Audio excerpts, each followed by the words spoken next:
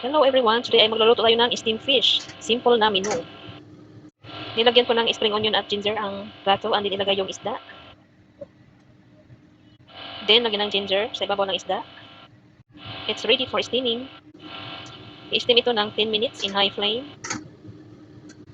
After 10 minutes, ito na yung isda, and then tanggalan natin ng spring onion at ginger. Tanggalin natin yan.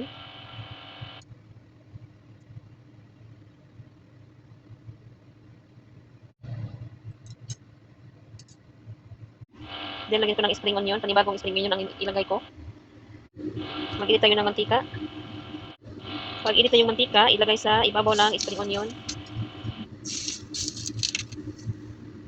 Yung sauce is light soy sauce, sugar at hot water. Initin ng konti at ilagay sa isda. It's done. Thank you for watching. It's ready to serve.